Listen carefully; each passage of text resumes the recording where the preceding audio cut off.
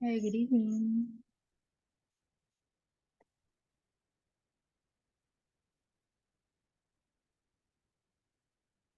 Good evening. Naririnig niyo ba ako?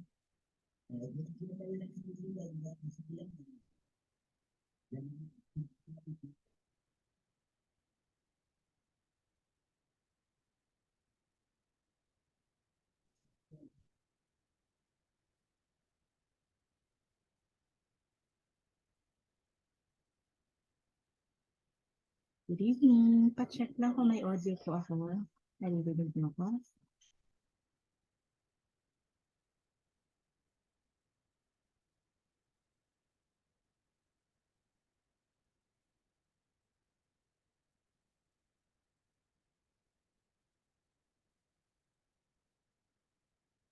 Okay, sige.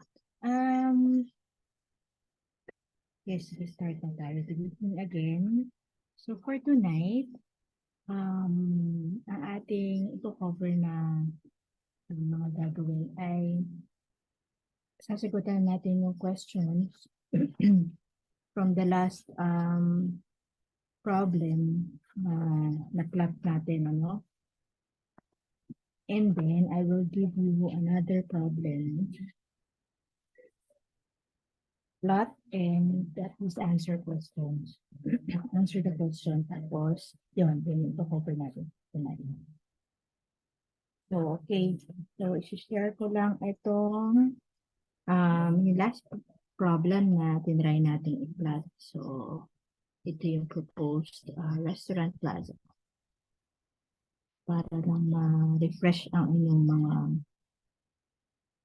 memory.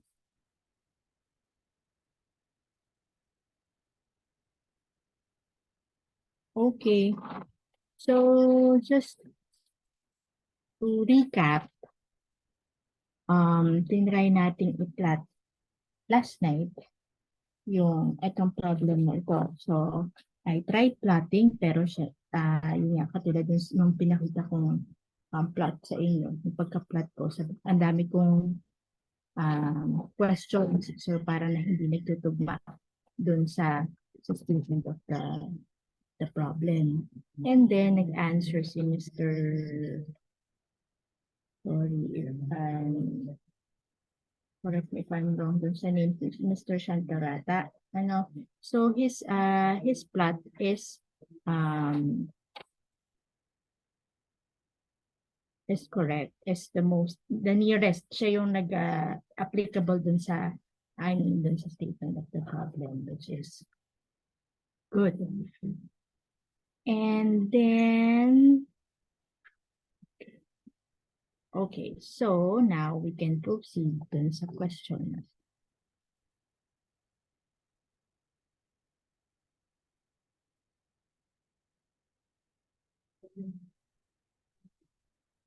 Okay. So let's go to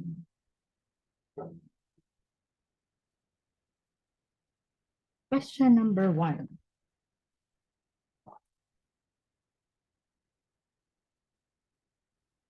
Okay, based on the 2004 revised IRR of the PD 1096, what is the maximum allowable PSO for the site if the project will not have firewalls? So yung PSO. So I know by now, alam nila, nabili nila sa inyong paghanap ng mga yan. So it's page. So, okay, let's try nahanapin yan sa rule 7 or rule 8. Open ko lang.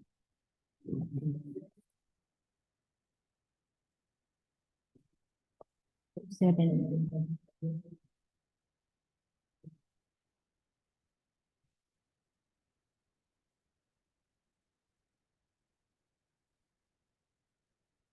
Okay, saan ba mahahanap ang PSO? And ang question niya is, it will not have firewalls. So if we check Rule 8, Table 8.1, so nandun yung table ng ating maximum allowable PSO. So dito sa latest copy file ng rules ng NBC, it's page, I think, Tama. Ayan. So, ito yung maximum allowable PSO. No? So, paano natin mahanap yung maximum allowable PSO? So, it's based on the zoning. Ano ang zoning ng state ng problem natin? It's T2. T2, and the question is without firewalls. So, pag without firewalls, it's 75%. So, okay. So, the answer is letter B. So, number 2, what is the applicable FLAR designation for the site based on PD 1096? So, yung FLAR naman, saan natin hahanapin? So, it's FLAR ang nasa row 7.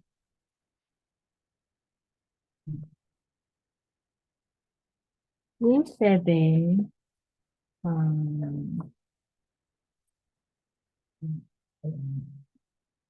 nasa table 7.g.1. So, anong page ulit? Natin for rule 27,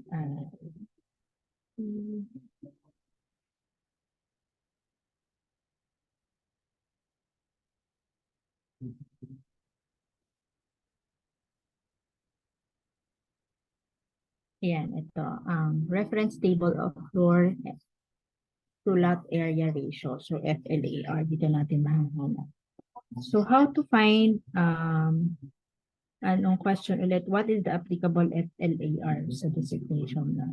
So, for commercial, let's go again sa zoning or type of building and structure. For commercial 2, it's 3.6 up to 9 at the 15th story of 45. So, ano ba ang question doon? Yung height. So, 3.6 up to 9 is letter B. Okay. Number 3, compute for the maximum GFA using the FLAR designation applicable to the project. So, paano ba natin makukuha yung maximum GFA? It's the same, based on using the FLAR designation daw. So, ano ba ang FLAR designation ng commercial 2? So, maximum 3.6 up to 9. So, 9. So, ang GFA, para makuha natin ang GFA, ang formula niya ay, ang GFA ay may formula na TLA times FLAR. So, TLA is the total lot area, which is, meron naman tayong TLA, di ba? So, ang TLA niya, if you refer back to dun sa inyong brief ng statement of the problem, ang TLA ay 5,040 square meters. So, multiply natin sa FLAR equals 45,360. So, letter B ang answer. Okay. So, number 4, when converting the obtained GFA to TGFA, what conversion factors should be used? So, it's the same thing. Makikita din natin yun sa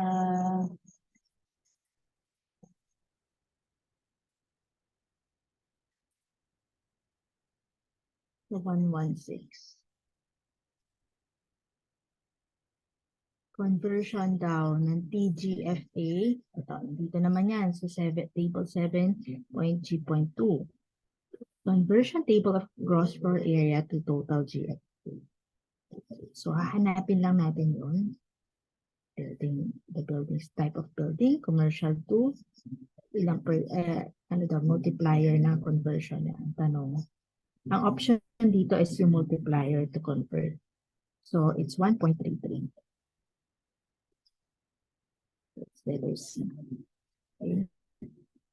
So, number 5, what is the maximum allowable height for the building? So, yung maximum allowable height naman. Saan ba natin hanap yung maximum allowable height? It's on Nasa rule 7 yan. Allowable height ay nasa page.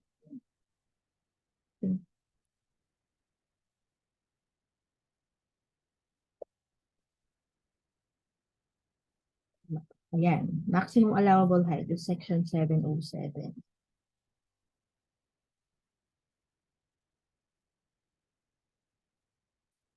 So, for commercial pool,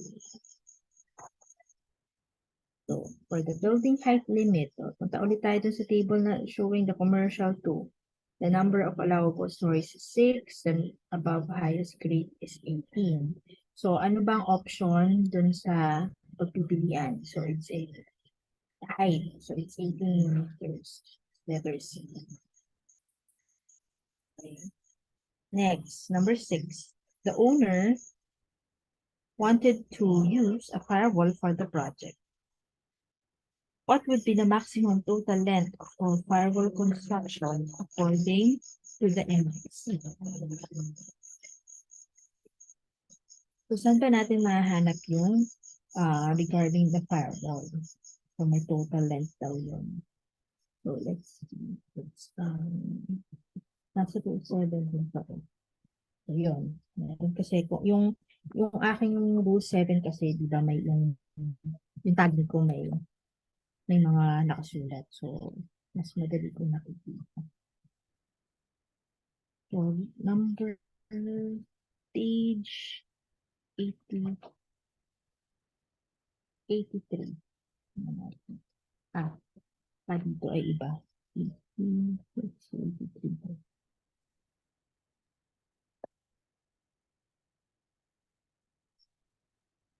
Dito.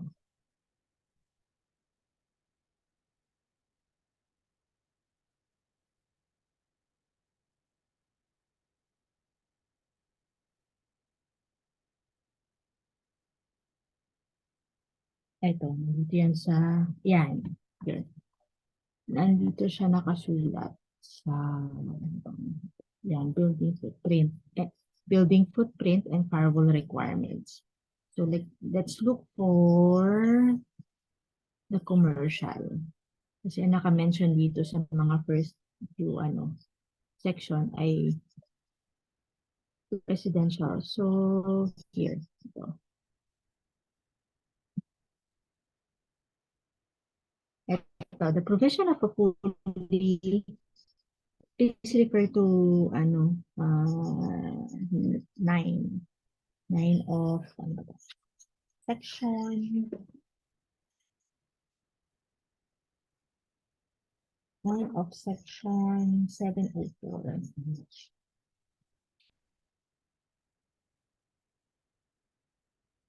Okay. So the provision of fully functional sprinkler and system installation of fire retardant, fire suppression in the case of commercial, institutional, industrial may allow firewall construction for up to 70% of the total perimeter. Okay, so up to 70% daw. So, of the total perimeter. So, 70%, kukunin natin yung total perimeter. Nakukuha ba natin yung perimeter? Binigay naman dito yung, diba, 70 by 72 yung size ng ating lote. So, times mo yon yung perimeter nun, nakukuha natin. So, ang answer is between 150 to 210. Ano naman natin yung perimeter.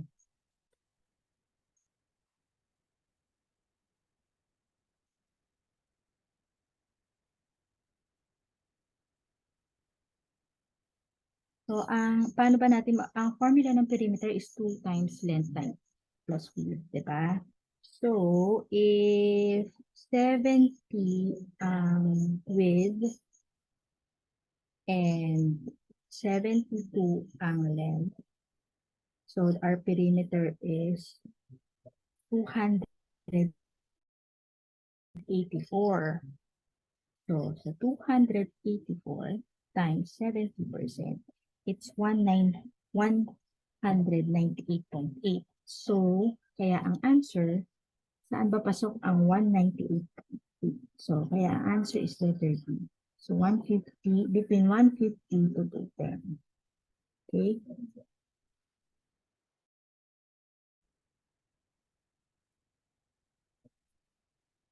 So, number 7. What is the AMBF for the project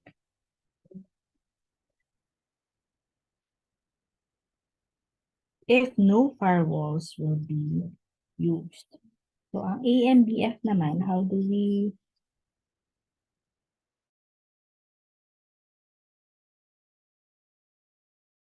compute?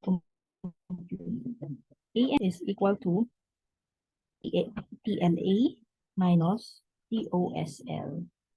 Okay, para makuha natin. Kasi yun yung TLA, meron na tayo. TOSL, makukuha natin yan dun sa percentage. So, TLA, 5,040. Why TOSL? Ang TOSL, 25% siya ng TLA. So, so it's equal to 3,780.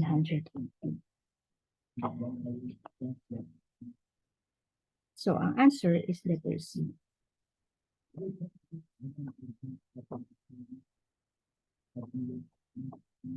Okay? Ang TOSL, siguro naman alam niyo na kung saan ngayon makukuha yun na. Table 8.1 pa rin. Magkakasama yan, PSO, ISA, USA, TOSL.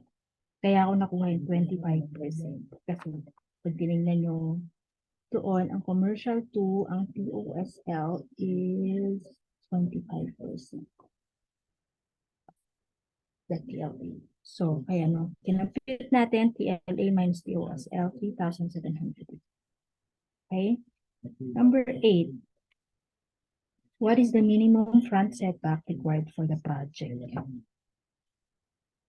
So, for setbacks, we will refer to ang setback makikita natin sa rule 8 pa rin sa table 8.3.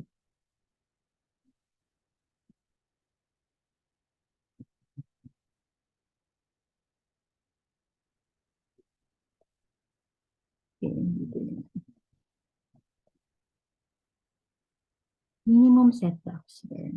So, minimum.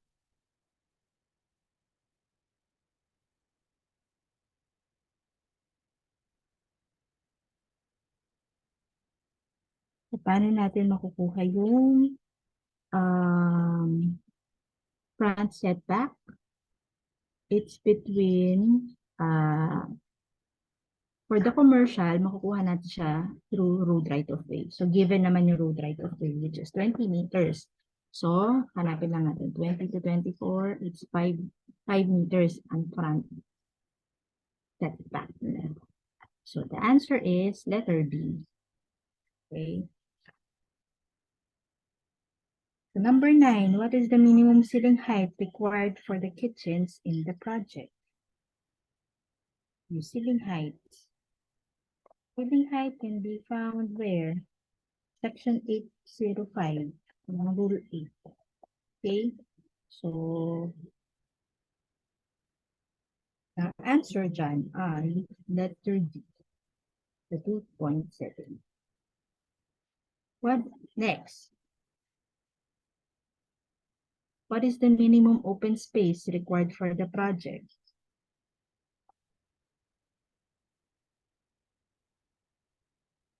So again, let's go back to table. That's table 8.1 pa rin yan, or table 8, tama, table 8.1. So may percentage doon sa open space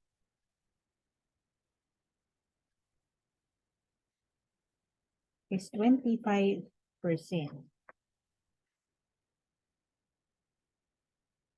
Check na C2, it's 25%.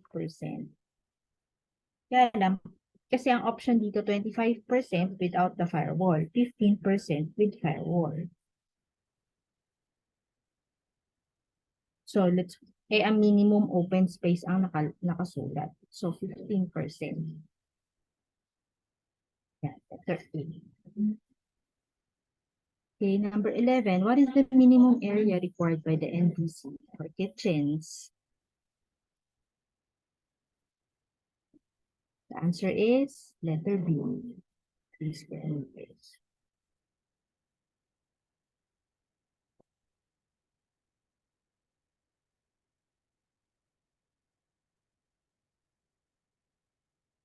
Ito, makikita nyo din ulit sa section A po 6.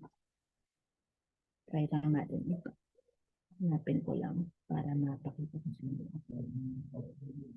Ang bang page na ito.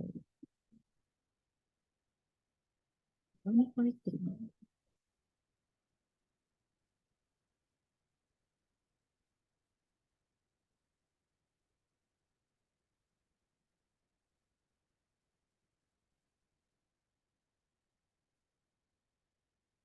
Pwedeng ko.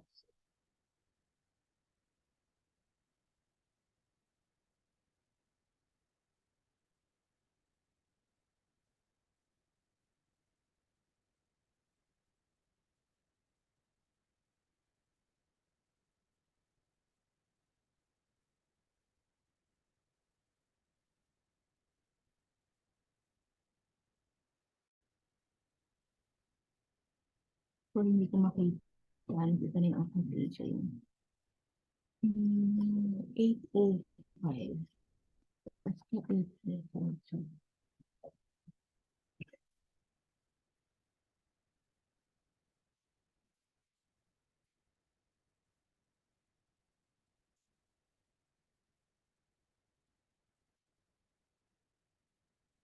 Yan. Okay, sorry. So, yung question for the kitchen, yan, nakasulat dito yan. Mention yan dito for the kitchen, yan. The kitchen, the sizes and dimension of rooms. Yan. Okay, it's a kitchen. So, number 12, what is the minimum dimension required by the NBC for kitchens? Dimension, sorry. So, dimension naman ang hinahanap niya. So, the answer is 1.5 meters.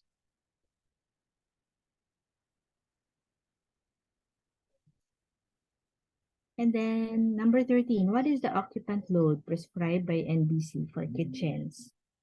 So, sa building code din yan, the answer is, it's on page, so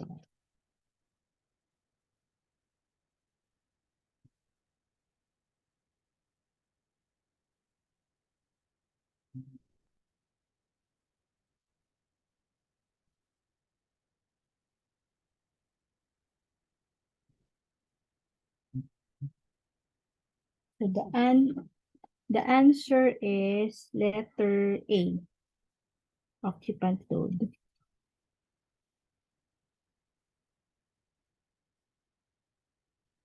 Okay, pwedeng teka, verify ko lang to, ang page niya is 290, kaya lang iba kasi ang page dito, so mamaya hanapin ko ha, verify natin to. But if you can find it,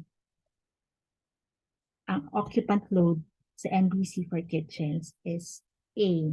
Please check nyo din. Okay, number 14. Where should be the accessible parking slot be located?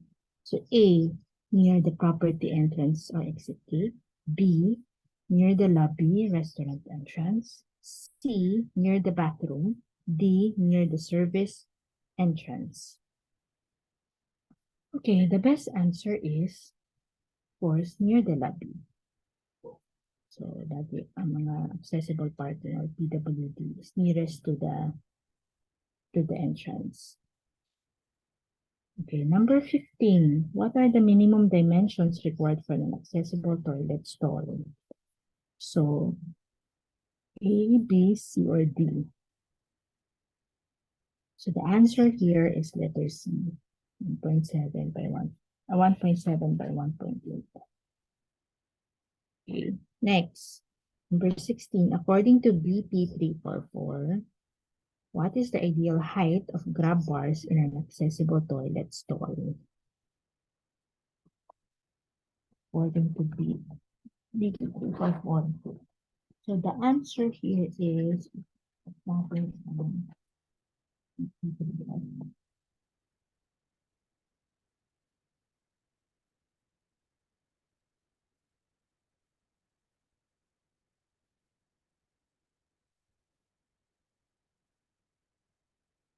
The answer actually the answer here is C.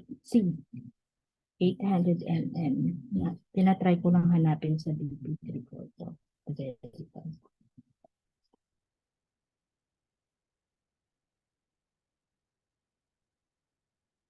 Ayan, grab bars. It's 800 mm. Okay. So number 17, a turnabout space should be provided outside toilet stalls for PWDs. How big should this turnabout space be? So yung turning space ay nandito din, may graphics naman dito, may floor layout dito sa video. Or for the turning space, it's 1.5 by 1.5. So ang option natin dito ay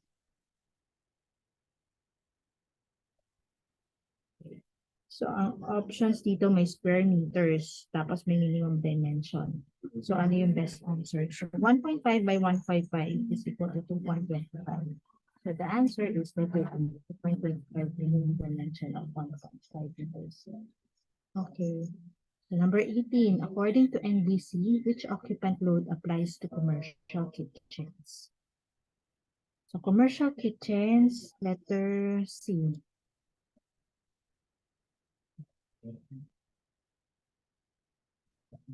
18.6 square meters per person. Ito din, same thing to nung makikita dito, yung question kanina na sabi ko, paki-verify, hanapin ko pa to sa NBC. So, occupant load naman ng for kitchen. But for commercial kitchen, it's different. So, 19, according to RA 9514, what is the maximum riser height for new stairs? So, A, B, C, or D? So the answer is 180 mm. Okay. It should be less than 200. Number 20.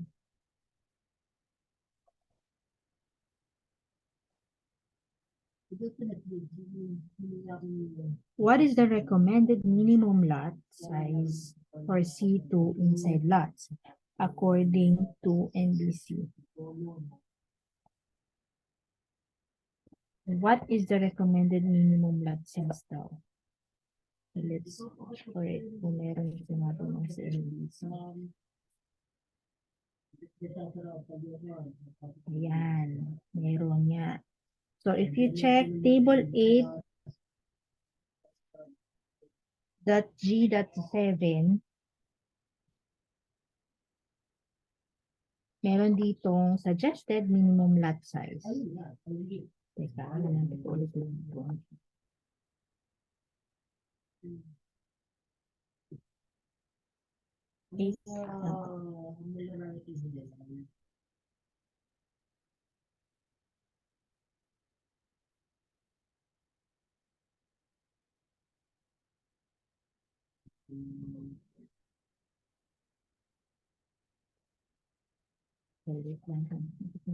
Pero dito sa book ko, meron.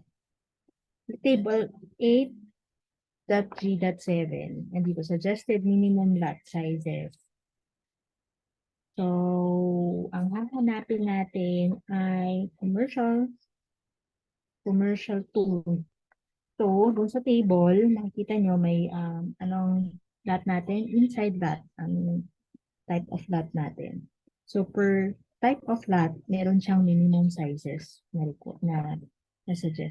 suggested minimum lot sizes. So, for commercial 2, it's 301 square meters. So, it's better D. Okay, number 21, if you subtract the ISA from MACA, MACA, what will you get? MACA minus ISE is PSO. It's letter B.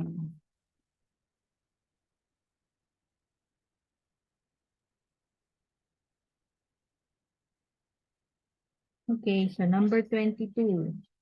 What is the minimum window area required for the kitchen of the project? So, ilang percent pa ang required for ng opening per room? So, it's 10%. So, yung kitchen natin, ang kitchen area natin, let's say, 72 square meters. Ba't ko naman nasabing 72 square meters? Kasi, sinabi dito sa problem, if you refer back to the problem, ang sabi niya yung tenant space, 72 square meters shall house the kitchen only. So, ibig sabihin, 72 square meters ay puro buong kitchen siya. So, the 10% nun is 7.2 square meters. So, it's letter B.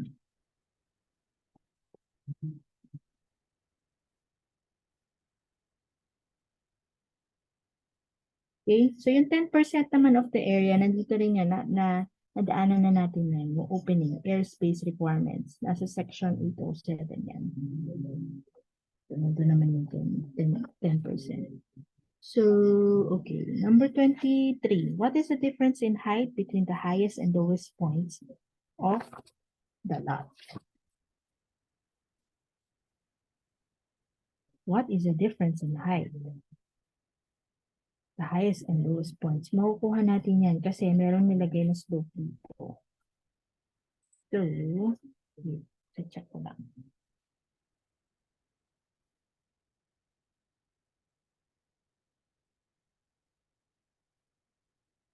Okay. So, dito for the site features, let's go back to site features no the statement of the problem. Project site features may 7% daw siya from the front, which is the right road, right of way, towards the towards the north. So 7%, which is meron tayong length, yung lalim ng ating lote ay 72. So how do we get the height? So 72 times 7%. So we get a 5.04. The answer is letter B. Okay. So number 24. Based on the guidelines prescribed by the NBC, which shall be considered as the established grade elevation when measuring building height.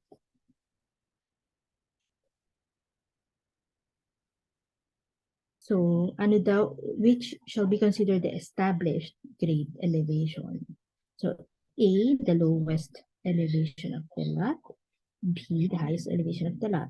C, the average between the lowest and highest elevations of the lot. D, the finished floor level of parking lot. So the answer here is letter B.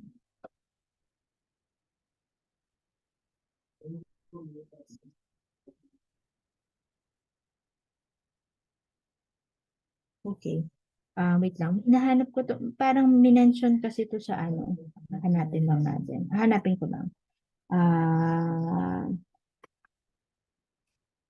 Dito sa rule 7, which is if you check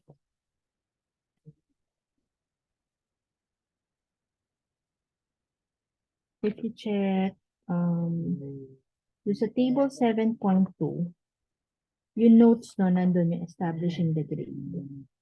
So, nandun yun. Sinabi, minention niya dun. So, ang pinaka-established elevation when measuring building height is the highest elevation of that. Okay. So, number 25, in order to satisfy the parking provisions required by NBC. The project may make use of a permanent parking building if the said buildings is how from the project. Yan. So A, no more than 50 meters. B, no more than 100 meters. C, no more than 200 meters. Then D, all parking provisions must be provided on site. So the answer here is letter C, no more than 200.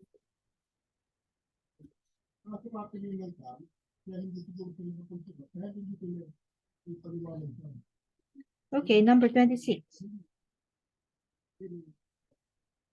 For deliveries, the owner asked you to provide parking slots for 3 delivery trucks. What are the minimum dimensions required by the NBC for standard trucks? Okay. So, ang minimum parking ng for trucks ay A 2.5 by 5, B 3 by 9, C 3.6 by 12, D 3.6 by 18. Okay. So, ang answer is letter C, 3.6 by 12. Number 27, what is the minimum width required for a drop curve that leads to 1.1 meter wide crossing? Ito makikita nyo sa BP 344. What is the minimum width required for a drop curve? Okay, so the answer here is letter C, 1.1. So for the 20 meter, number 28, for the 20 meter wide road right of way fronting the property, what is the minimum sidewalk width required by the NBC? Okay. So dito sa problem, minention niya 'di ba yung sidewalk which is 2.4. So pero ang tanong is yung minimum sidewalk width na required by the NBC. So sidewalks, punta tayo, hanapin natin ang sidewalk sa NBC. Nandiyan yan sa rule 8.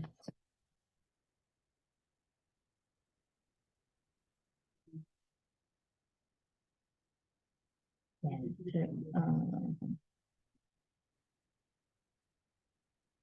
So minimum sidewalks nasa table 8.G.4. So for in between 20 to 24 meters, it's from 1/6 up to 1/3 of road right of way width. So the answer is letter B. Nakita natin yan sa table 8.G.4. Okay, I think that's all. No questions. Questions for this problem. Ang aking yun pala, naalala ko lang, just to pointers, to give you some pointers.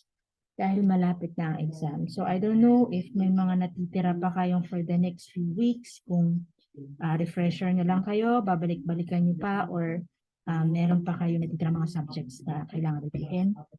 I hope na nakaschedule na yun, tansyado ang schedule to do that. So, but anyway, give yourself some time. Yung refresher ba, balikan nyo lang tong, balik-balikan nyo lang yung mga, yung katulad nitong mga sinagutan natin, problems, yung pag-comprehend or pag-understand ng problem, pagbabasa nyo ng problem. So, yeah, para ma-practice. And then, daanan nyo lang yung mga questions and then the answers, how to get PSO, ANBF, paano hanapin sa rule 7 or 8, yun. Pag practice na yun, I'm confident, kaya-kaya niya. So, next, okay, for now, I will send another problem for you to read and plot. After plotting, you try to answer. Kasi this will cover our this class for today. So itong problem no? So I will send it here, yung file. And then I will also send it sa ating group chat sa Messenger para makuha nyo, and then I will give you at least 30 minutes. 30 minutes, let's try. Kung may kung pa naman time. So, if ever hindi pa tapos, it will extend a few minutes. Okay, so I will share this.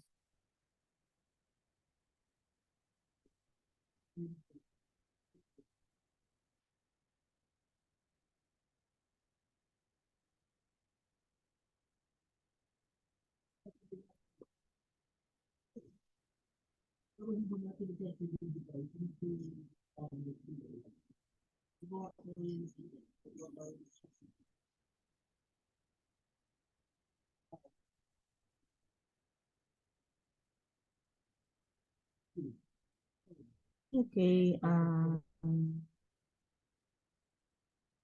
ayan, share ko na dito sa chat, and then share.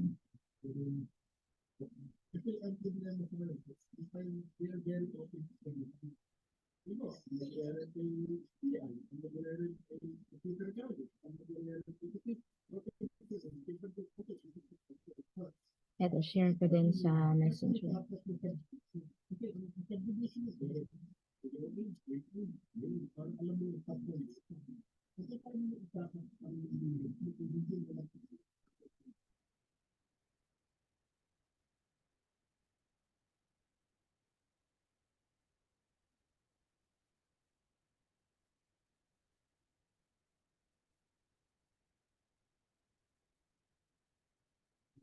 Okay, the project title is a proposed truck hub and service center.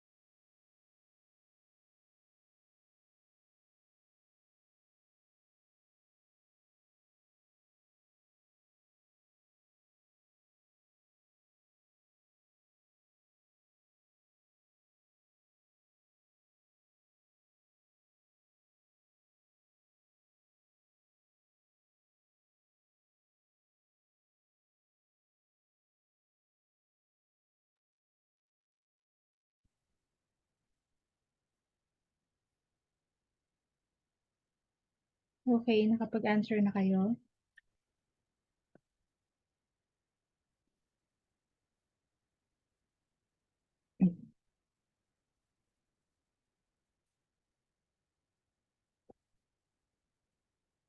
Okay, start na natin.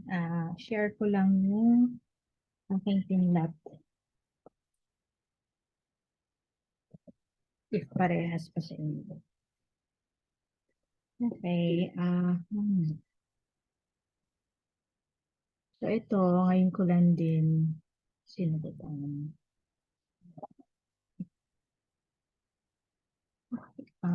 siguro basahin muna natin yung yung problem.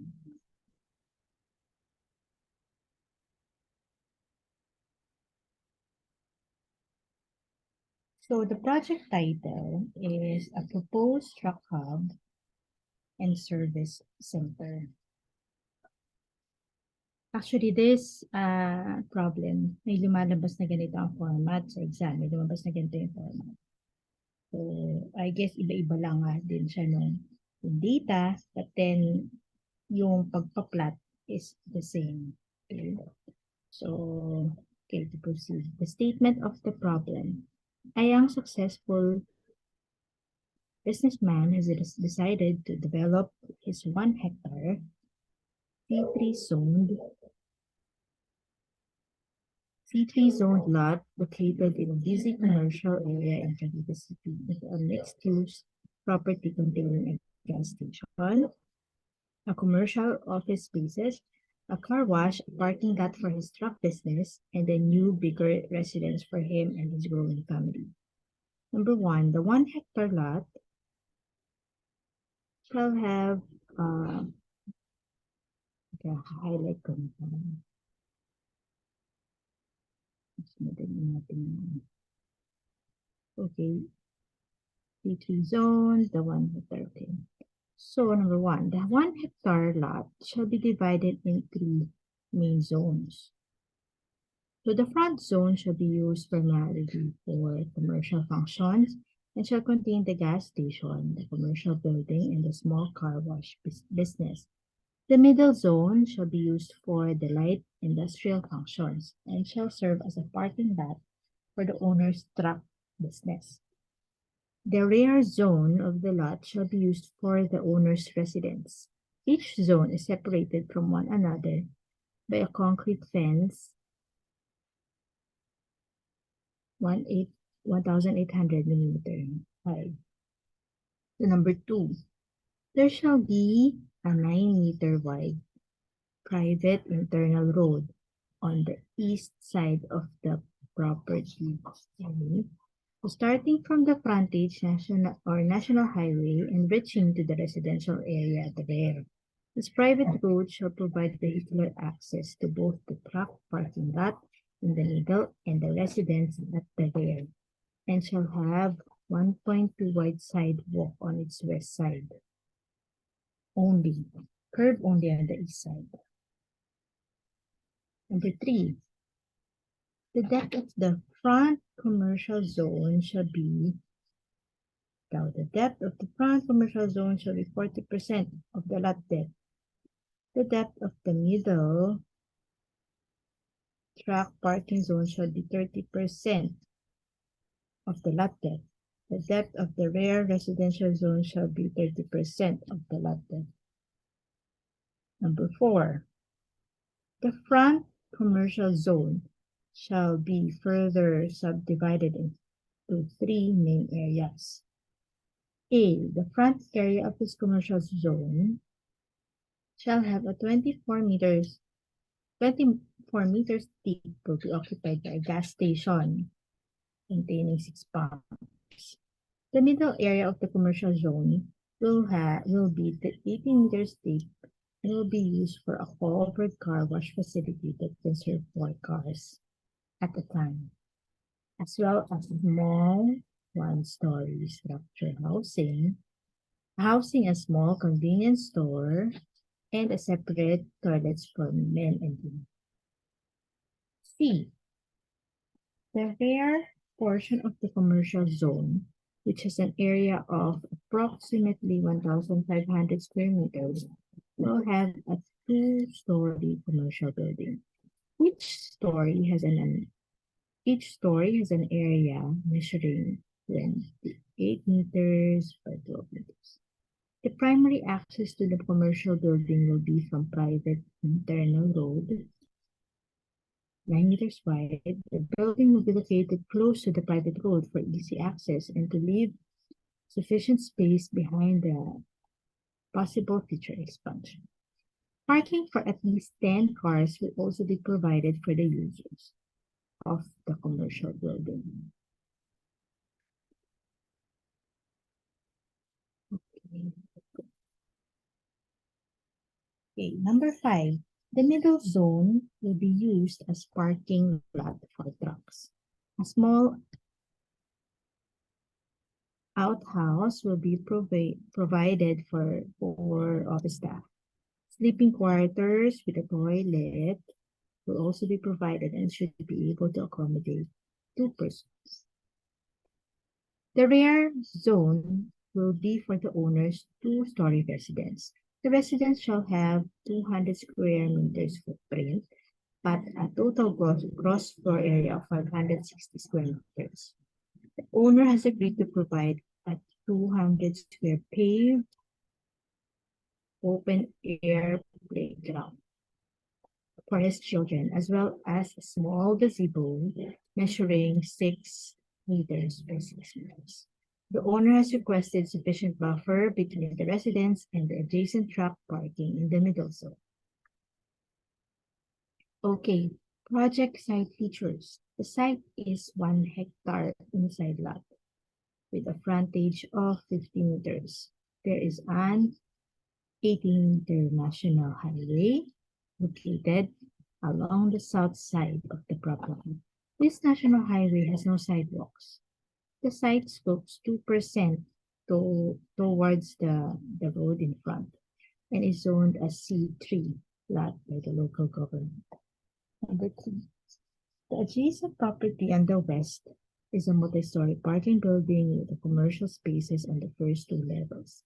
Towards the east is a big construction supply store. The neighboring lot at the rear is an empty lot. Design objectives. 1. To maximize returns from the commercial and income-generating components of the mixed-use development. 2. Minimize construction and operating costs, especially the income-generating components of the mixed-use development. Okay. So, medyo maraming information na binigay.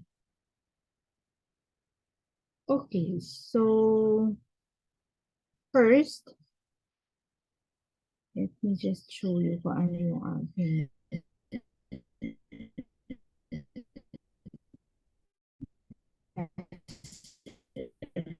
um, yung plot and yung briefing brief ko yung problem. Okay, first is the title, what is LJ 1 hectares. So, for natin yun, and then 1 hectare yearly. So, na binigay, na hindi ko na.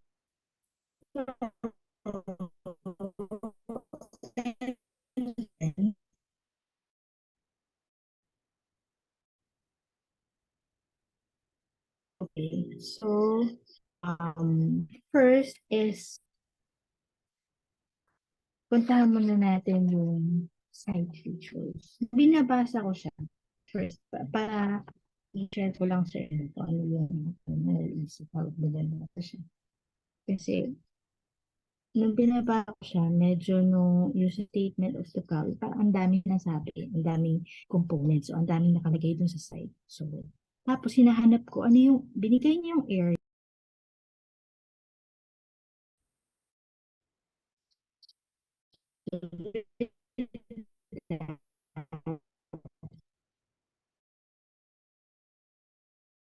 And, 'Yun. yung size, yung tura. So if there's 50 meters frontage and there's 10,000 square meters area, and is 100 yun na road sa south. So if this is the south, and then kuha na natin yung direction. In there's station, may car wash, may two-story building.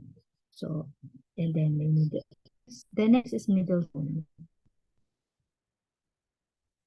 So, and then the third is rear zone. So, ang ratio na binigay niya dun is yung depth, di ba?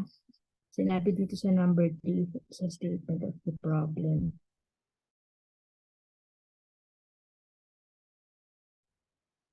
Yung commercial zone daw sa front, 30% of that depth. Sa apartment 160, then 30% din yung rear zone. 60. So, at least yan, nakapun siya. Nakapun.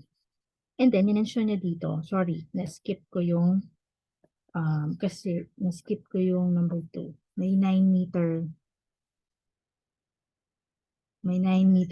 internal road dito, 9 meter wide. Then, plus a sidewalk na 1.2 dito lang sa west side daw. So, may curb lang dito sa pinaka-boundary na sa east side. Okay, so from there, cool. And then, from there, then, nakat na natin yung, so at least, mas naintindihan natin kung ano yung, yung pag-subdivide sa lote. Okay, so, let's go dun sa front zone. So, minention niya na may gas station, may car wash, may two-story building. I just put it in. Binigyan ko na, parang minarkahan ko lang na may tatlo siyang subdivided pa rin siya sa tatlo. And then I just put in mga important information, okay? And then same thing sa parking dito sa middle zone kung ano yung laman niya. So I just wrote it down. So and then the third zone, yan, kung ano din yung components niya sa loob. So may two-story down residential building, binigay niya ang footprint and a TGFA. And then may 200 square meters na paved, 10 plus a gazebo. Okay, so that's it. So yung plot ko is I stopped there. So from there, at least I have may idea na kung ano itsura ng lote at yung yung zoning niya sa yung laman niya sa lote, no? Okay, so from there we can proceed sa questionnaires.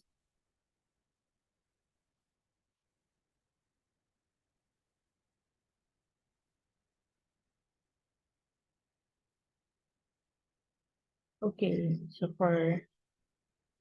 hopefully na plot natin lahat ng nag-answer.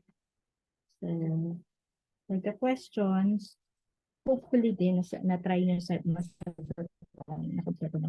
Pero medyo marami pala siya. 45 questions. So let's try to answer them. So number 1. The question number 1 is, what is the minimum parking slot size required by the NBC for standard trucks? So, standard trucks, parang may tanong na din yan kanina sa questions nung kaninang problem. So, it's letter A, 3.6 by 12.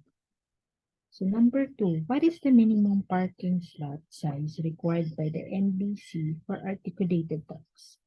So, articulated trucks is yung mas malaki. So, the next size is, it will be letter B, 3.6 by 18. So, number 3, for the toilets, located beside the convenience store, what minimum dimension does the NBC require? So, A, B, C, and D. Ito, it's just a typo error kasi ito yung sagot actually. So, it's letter C, 900. Typo error lang yan. Okay, number 4, the convenience store will be artificially ventilated, what is the minimum ceiling height required by the NBC? Ay, hindi ko rin yan, yung ceiling heights, no? Sa Rule 8. So, ang answer, the minimum height is 2.4. Convenience store. Kasi siya ay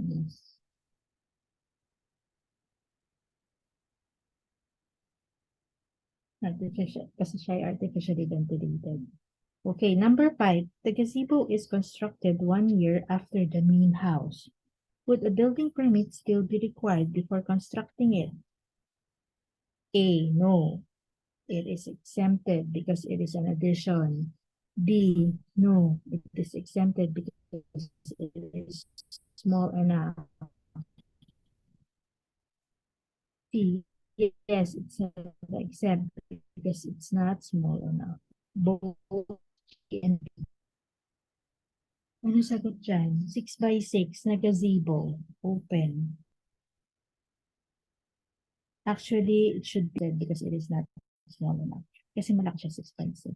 So may minimum eh. We should check the NBC for the minimum size na I mean maximum size na na, na exempted for the building permit. Okay, so number 6.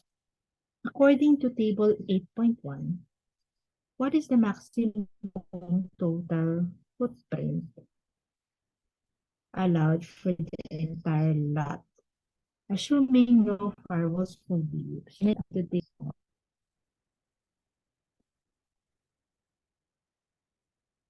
So sa 8.1, let me try to find it again kasi wala akong page. Yung page pa hindi. Okay. Ayun. So sa tape,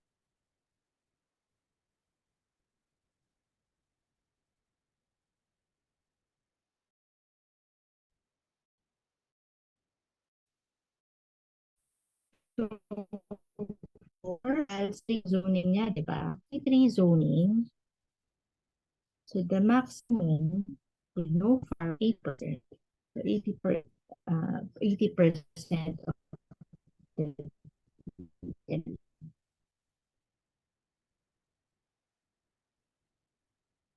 which is letter C. Okay. So number 7, if the owner wanted to add more buildings to this property, which building type would you least recommend? Okay. So A, a liquor shop, B, a printing shop, A, a soap processing plant, D, a massage clinic. So ito, marami din ganitong mga tanong. So parang freebies na ito na dapat tama na natin to. Okay? So from the option, so pagpipilian nyo sa 4 na yan, what is the least na hindi recommended? Okay? So if the ang no, the ano bang term doon? Ang technique is you need to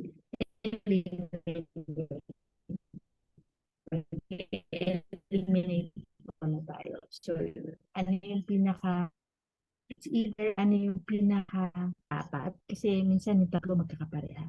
And then, um, yun yung i-eliminate natin. So, pero dito, what is the list daw? So, yung magkakapareha. So, ano ba magkakapareha dito? A decor shop, a printing shop. They are both commercial. Ano pang commercial? A massage clinic. So, I think that obviously the pinaka-different dito is letter C, a soap processing plant. Kasi commercial zone itong ating lote. Saka yung kanyang yung mga buildings na nandun sa lote. So, okay, number 8, what is the maximum building height allowed for this property? Kung natin malalaman ang maximum building height, we refer back to kung natin ko saan yung nahanap yung building height, which is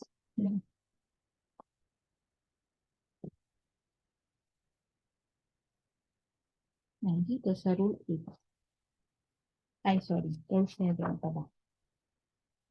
Rule 7, the building height limit, it's table 7.2. Puntahan lang ulit natin yung zoning C3, the maximum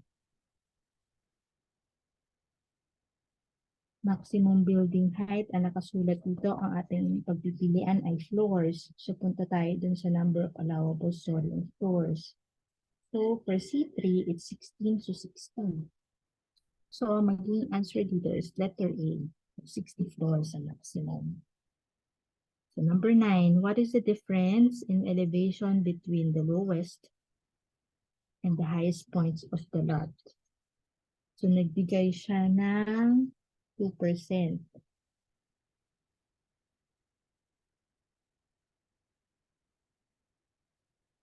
So, 2% from 2% pababa, from the rear to the front. So, ang depth natin, ano ba ang lalim ng distance nun is 200 meters. So, 200 times 2% is 4. So, 4 meters. So, it's letter C. So, number 10, what is the recommended minimum lot size for C3? So, kanina may question din na ganyan. So, meron table dito with recommended lot size.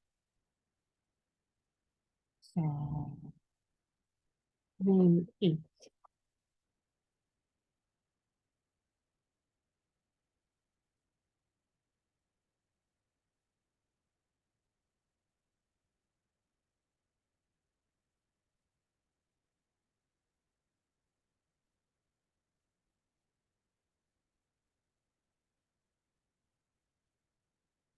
So, sa table 8.G.7. So, yan yung suggested minimum lot sizes.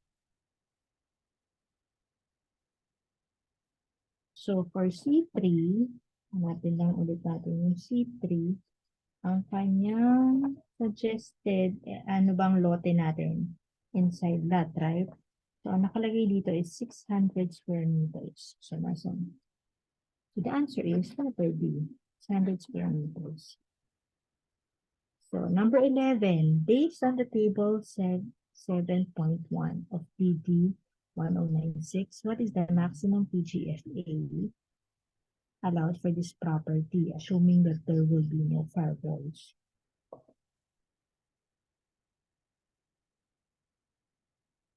So, puntahan daw natin yung 7.1. 7.1.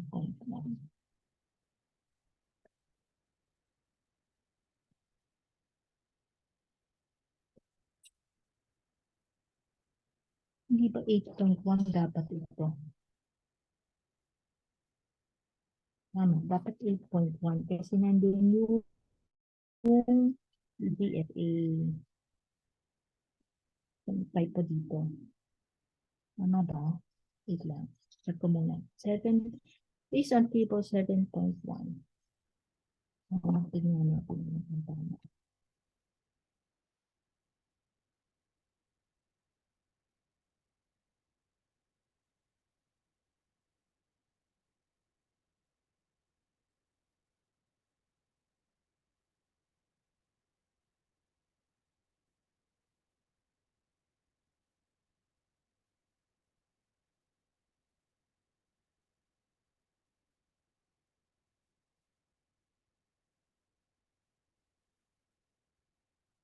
Ayun, sorry, may nabasa akong message. Mahina pa? Okay na ba po ang audio?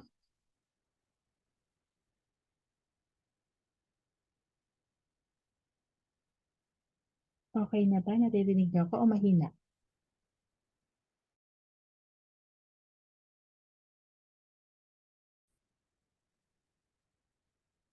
Ayan. Okay, sorry. Baka may na-cover lang yung aking mic.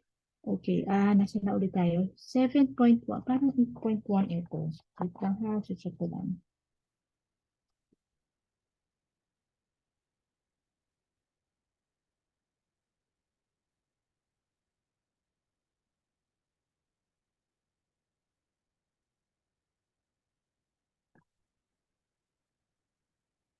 Ayun. Tama. Dapat ay hindi siya table 7.1, table 8.1 kasi nandun yung mga paano natin makukuha yung TGFA. Okay, so kung C3 pa ang zoning natin, it's 80%. So it's letter B. Tama. Okay, so number 12, what is the maximum allowable FLAR for the property? So saan ba natin mahanap ang FLAR?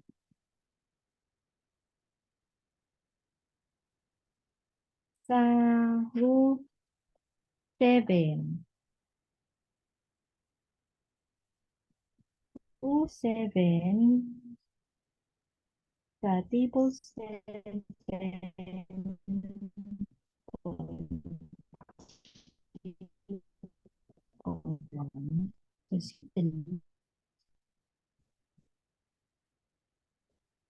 ang FLAR ay 9 up to 34.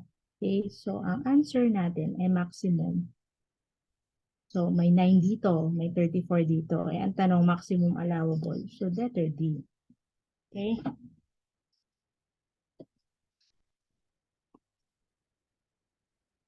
So question number 13. Based on the maximum allowable FLAR, what is the maximum allowable gross floor area for this property? So paano ba natin makukuha ang maximum allowable gross floor area based sa FLAR? So ang formula niyan is TLA times FLAR para makuha natin yung maximum gross floor area niya. So anong TLA? The TLA is 10,000 square meters. Times natin yan dun sa maximum na FLAR, which is 30. So the answer is 340 square meters. 340,000 square meters. The answer is letter A. Okay. So number 14. The playground described in the problem is part of the A, ISA, D, USA, D, MACA, and D, both A and C. The answer is both ISA and USA.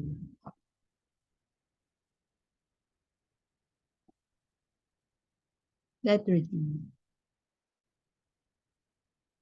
Number 15. If the eldest daughter decided to turn a portion of the rear yard into a vegetable,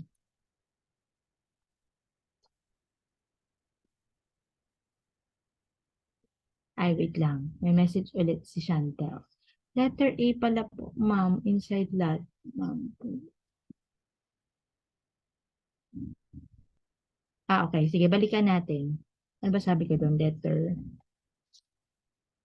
sabi ko doon ay 18, no? Oo, 75%.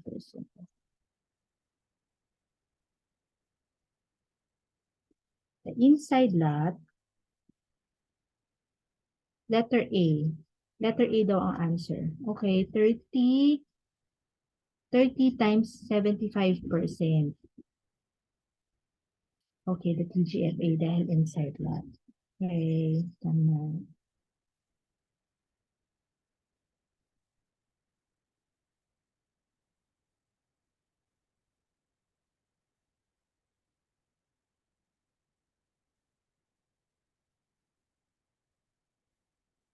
Okay, number 15.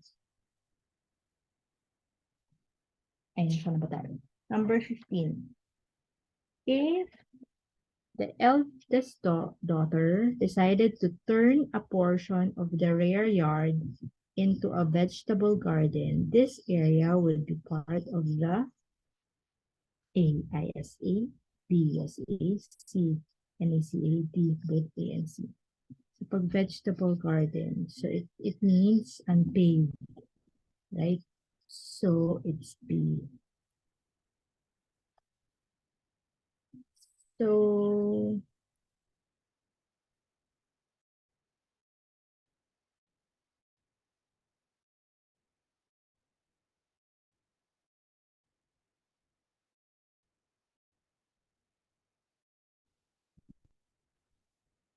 number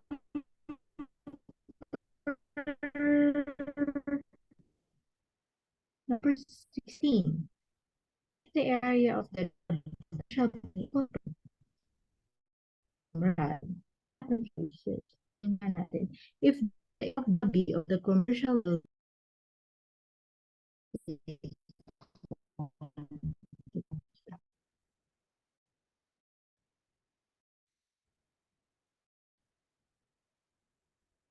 let's try to answer.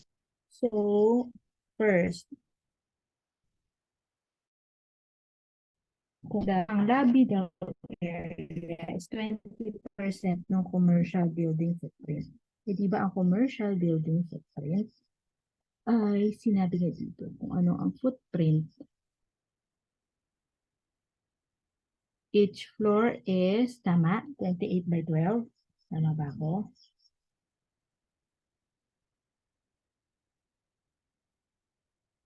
28 by 12 is 336 square meters. So, yung 20% daw niya ay yung lobby. So, times natin ng 20%. It's equal to 67.2 square meters.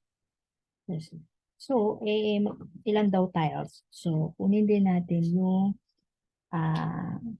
ang area ng 600 by 600 mm ay 0.36. So, divide natin ng 0.36.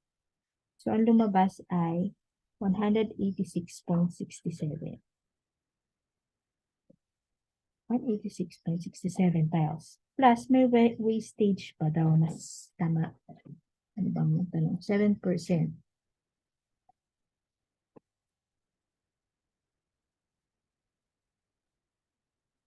7% kasi 4, may 4% for breakage, 3% basta. So, magpa-plus tayo na 7%. So, plus 1.07. Okay, so ang lumabas, 186.67 times 1.07.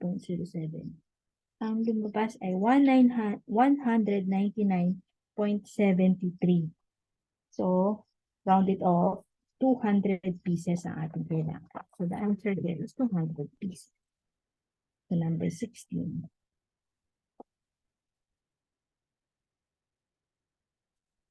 So, 17 naman. 17, wala ding option. Kasagutan din natin. If the front commercial zone, the middle truck parking zone are separated by 1,800 millimeter high masonry wall, how many pieces of 100 millimeter which CHB will be needed to construct the wall? Allow 5% for breakage.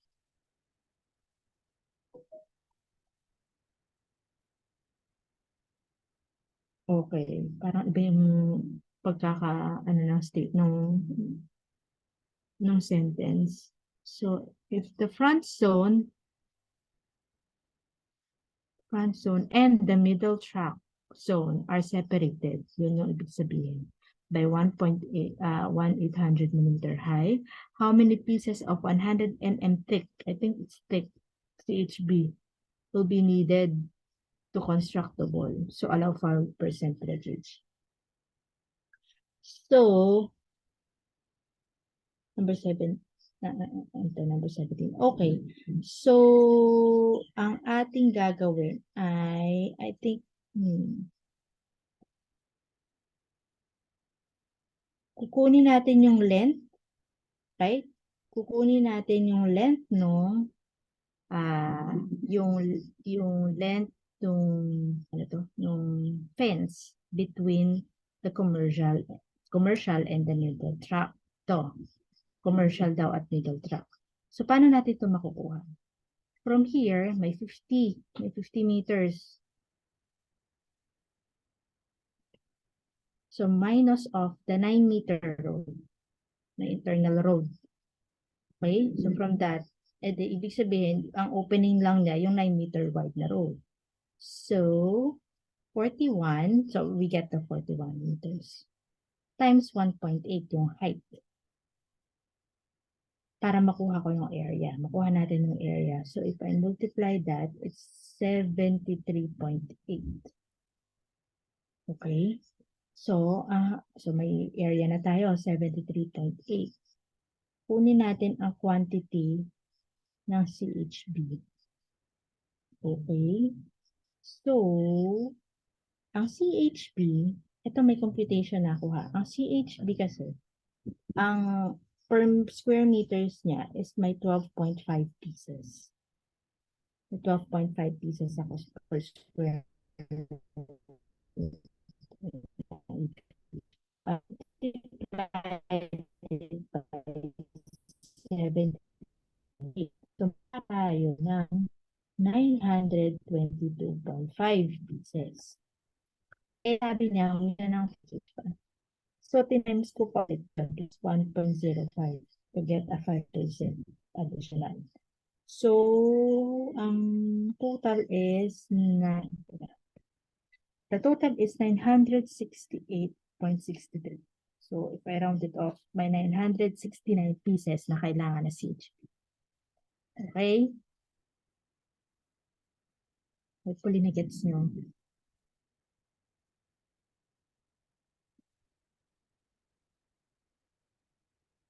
Dun sa, wait lang. May tanong si Mr.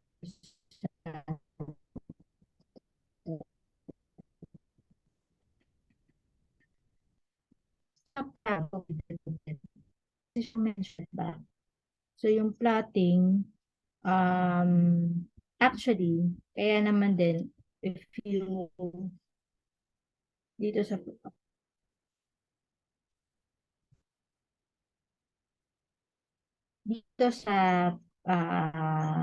pag-plot ko sa society hall, I think the setback is hindi siya minention kasi commercial siya eh.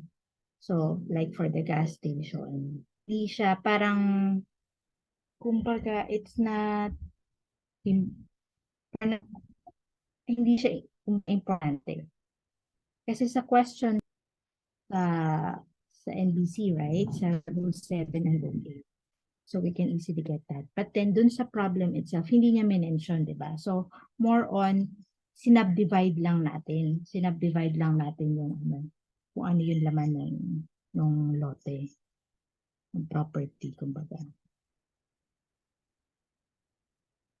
Okay, shall I proceed? Okay. So number 18, if 160 cubic yards of concrete are needed and one truck carries 8 cubic yards of concrete, how many trucks shall be assigned to the job? Consider that the round trip time takes 95 minutes during peak hours and unloading at the job site happens every 15 minutes. So, paano yan? Nakapag-practice na ba kayo noon sa estimates? May mga ganitong problem. So, for a concrete daw ay may 160 cubic yards na needed. And one truck can only carry 8 cubic yards of concrete. So, ang tanong, how many truckloads daw to go to the job? Tapos, actually, itong next statement, the next sentence is just to consider. To consider nyo lang yun. Na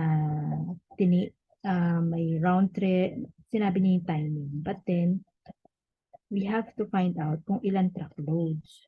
So, sa isang truck ay may 8 cubic yard. So, we did just divide 160 over 8. So, may 20 truckloads. Diba?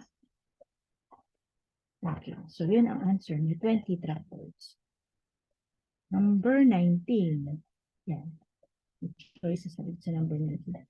1 cubic yard of common earth when excavated becomes loose and will swell in volume 2. And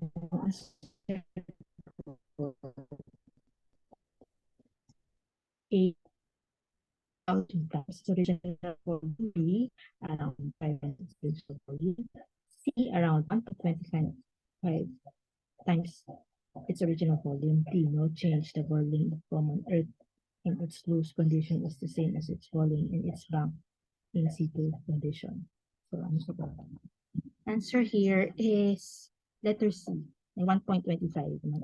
Ang volume niya, pag nalilubs, magkakaroon, dadagdagan siya ng 1.25.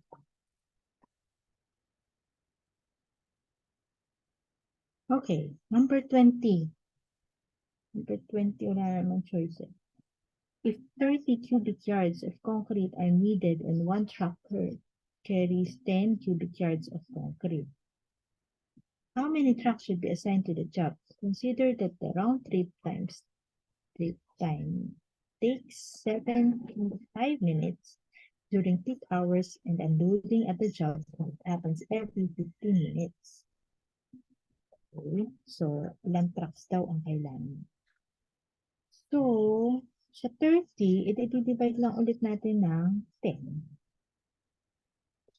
Para makakuha ka ng 30, edi 30 divided by 10, so 3 trucks.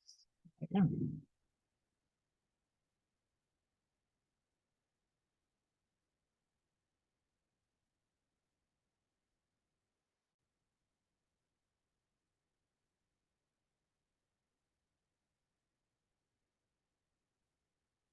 Okay.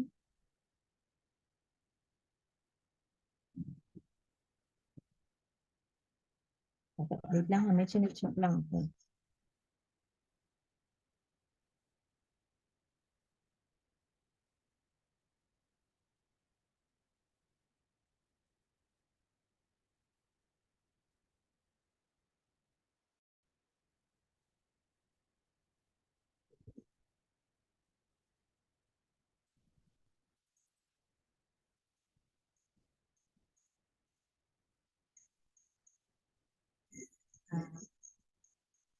Number 20, nasa na tayo? Number 21. For the truck parking lot, what minimum width would you recommend for the case traffic will be two-way? Saan natin ito makukuha? Letter A, 16 feet, B, 28 feet, C, 32 feet, D, the parking lot should not have a gate. Bigyan nila ng number. Letter D.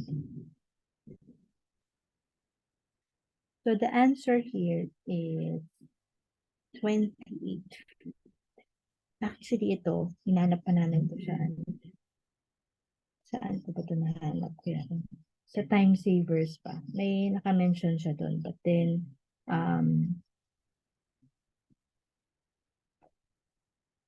we can get the size of yung right of way for the truck. So, kung minimum width niya for a two-way is 20. Letter B. Number 22. What minimum width is recommended for one-way service roads for trucks? The one-way service road naman daw. It's letter A. Okay. 12 feet.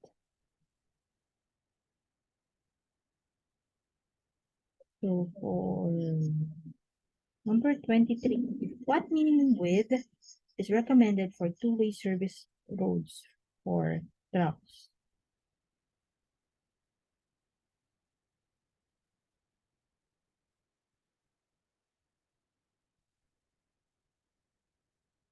So it's letter C, 24 feet. Ito, ang tanong dito ay yung service road. Yung tanong sa number 21 is the gate. So letter C times 2 netong one way. Okay, number 4.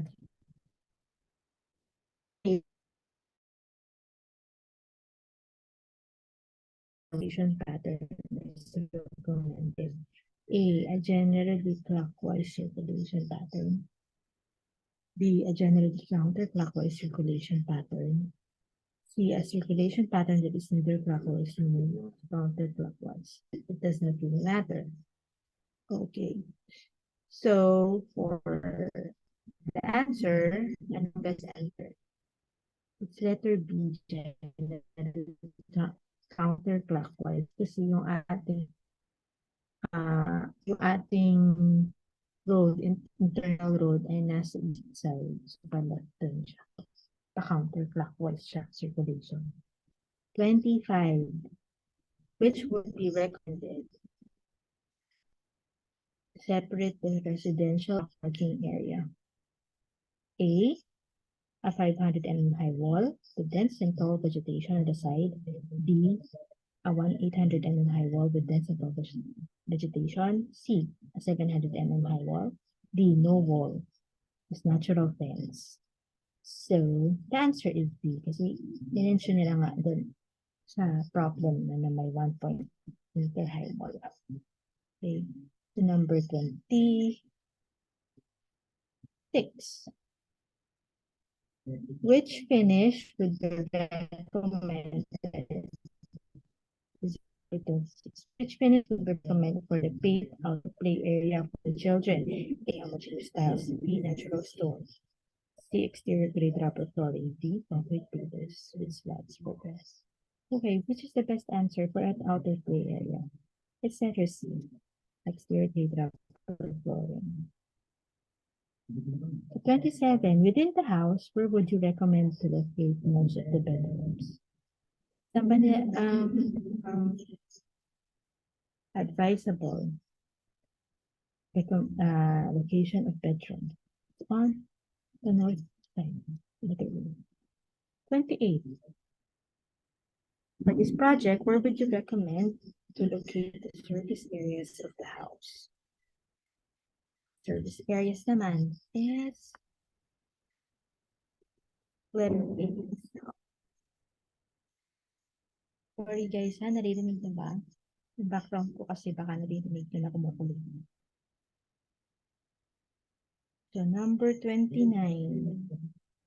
If the owner wanted to add a secluded and quiet lanai on the ground floor, which side of the house would probably be the best location? So saan daw ang best location ng lanai? Quiet lanai. North or west, south or east, east or west, south or north.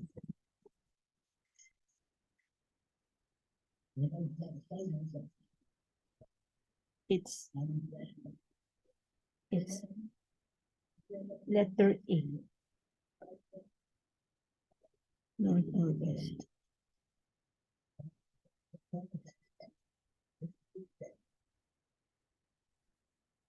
Number 30. How many people can sit around a round dining table with a diameter of 1.5? Yun. Ito yung parang minention ko na sample problem na minsan it helps na meron tayo yung mga ano tawag dito? Yung mga templates, furniture, why not? So kung para magka-idea tayo. So, 1.5 diameter dining table can fit in 7.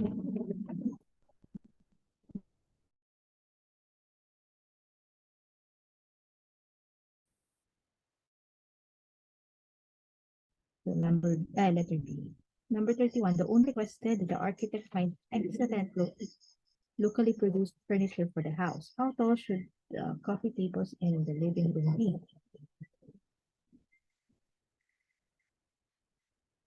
So the answer here is letter B. It should be within 4 inches of the sofa seat.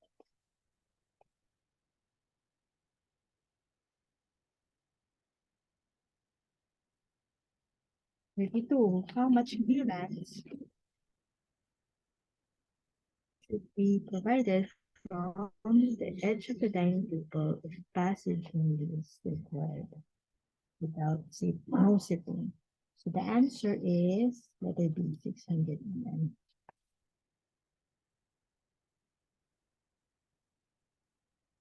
So number 33, how much clearance should be provided in front of cabinets or drawers in the bedroom to ensure that they can be used comfortably despite the swing out doors or drawers? So the answer here is at least 900 mm. Letter C. 34. How high should the highest shelf in the laboratory medicine cabinet be? Height ng high cabinet, the maximum is 1.8. 35. The owner requested separate dirty kitchen located in a semi-open space in the service of the house. Since most of the heavy cooking and food preparation will happen here, which countertop finish will be recommended to the owner? Okay, this is the dirty kitchen. Okay, so what is the best answer here? So letter A, stainless and service kitchen. So let 36. Which floor finish should be recommended for the offices in the commercial building? So A, tiles, laminated wood, granite, marble for commercial building offices. So the best answer is letter A, tiles. So number 37, for the commercial building parking lot, if economies of space, e.g., many parking slots in the smaller practicable space is the primary concern, which is the better configuration.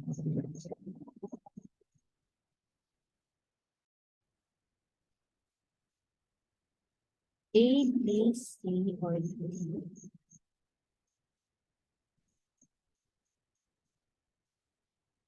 Okay, so the answer here is A, as a driveway with two rows of cars and 90-degree parking. Number 38, for the commercial building parking lot, which parking slots should be made slightly wider than the other parking slots? A, B, C, or D? So the answer ay A, end slots. Lagi naman yun na malaki, slightly wider. Okay. Especially if the side building is right. So number 39, where should the cashier's counter in the convenience store be located?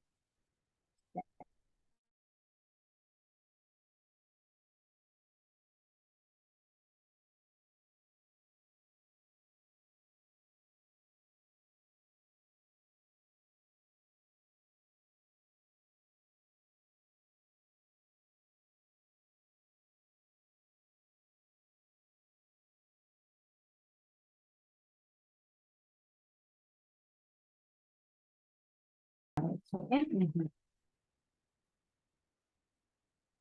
Number 43, which of the following is an advantage of using metal decking in construction? Answer is letter C.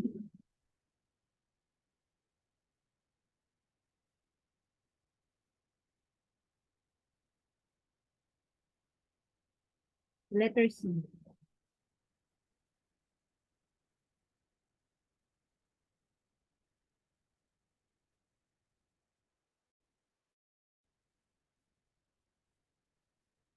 Wait lang.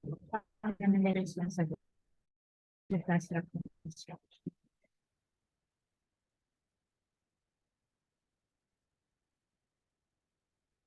Ang advantage,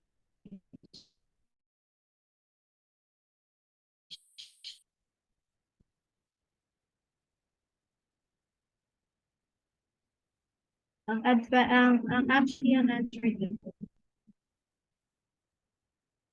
sa advantage.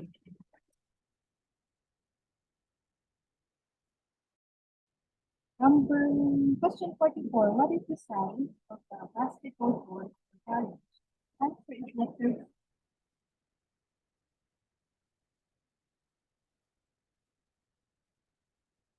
That's the size. What is the zoning classification?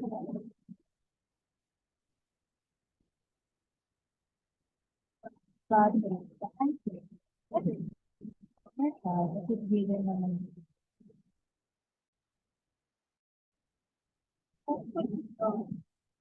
about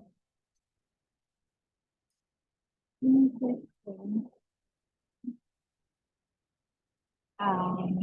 Okay, message na lang ako. Thank you, activity.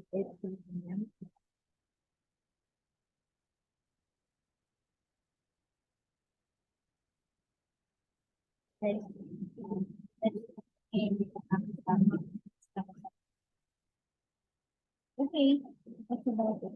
For next meeting, send na lang ulit ako ng question. Problem. Pwede mo okay. Enough to do. Thank you guys. Good night. Alis na sorry ha, kasi medyo nasunod ako. Thank you very much.